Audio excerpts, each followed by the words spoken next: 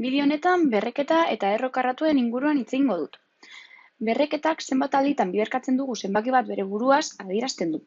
Hau da, adibidez, 3 zenbakia hartuz gero, eta zenbaki hau 3 alditan edo 4 alditan bere buruagatik biderkatzen badut, izango da 3 ber 4 idaztearen berdina, zeren 1, 2, 3 eta 4 alditan biderkatu dut 3 bere buruaz.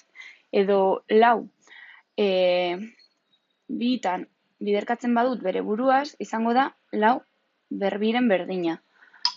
4 zenbakia 2 alditan biderkatu dudalako bere buruaz. Errokarratuak dira berreketen kontrakoa.